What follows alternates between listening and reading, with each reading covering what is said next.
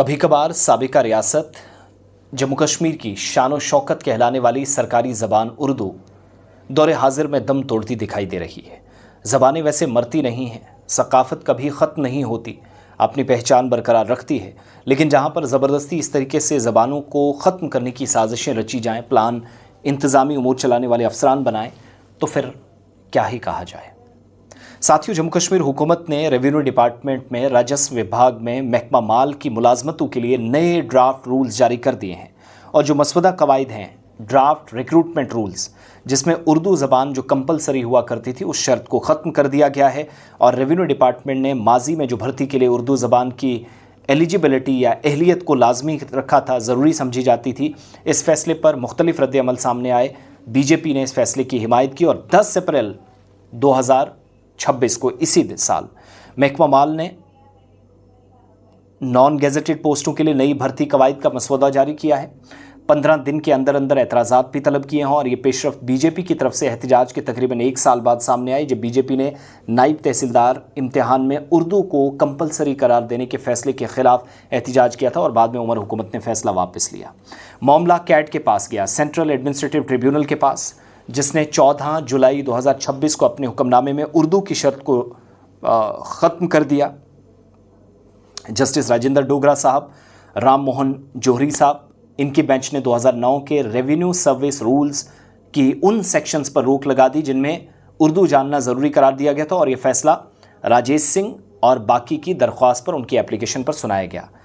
अब उर्दू एक सदी से जम्मू कश्मीर से ज़्यादा या एक लंबा अरसा रहा जम्मू कश्मीर से सरकारी ज़बान यहाँ रही, गहरा रिश्ता है, जिसका आगाज़ महाराजा प्रताप सिंह के दौर में हुआ था और गैर मनकूला जायदाद, ख़ासकर अराज़ी का जो पहला सरकारी रिकॉर्ड था, लैंड रिकॉर्ड्स थे, उर्दू में ही दर्ज किया गया था। इसीलिए रेवेन्यू मुलाजमतों के लिए उर्दू लाजमी थी।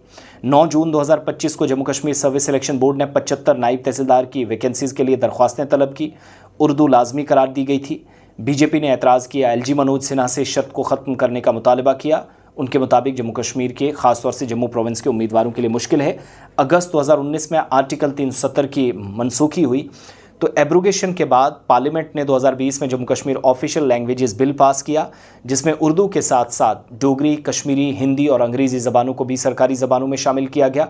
नए ड्राफ्ट रिक्रूटमेंट रूल्स के मुताबिक ये तब्दीलियाँ इसलिए की गई कि जम्मू कश्मीर की 2 यूनियन टेरिटरीज़ हैं, जम्मू कश्मीर और लद्दाख में 2 यूटीज़ तकसीम हो गई हैं, जिसके बाद मुलाजमतों और अमले की नई तकसीम ज़रूरी होगी।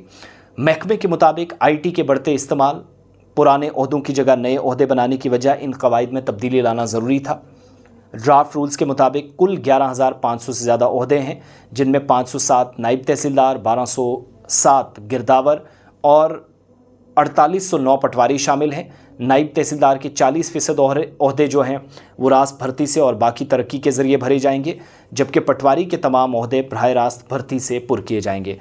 2009 में कवायद जो थे उनके मुताबिक ओहदों के लिए ग्रेजुएशन के साथ उर्दू लाजमी थी, लेकिन नए रूल्स में सिर्फ किसी तस्लीम शुदा यूनिवर्सिटी से ग्रेजुएशन कम अज़ कम आपके लिए ज़रूरी होनी चाहिए।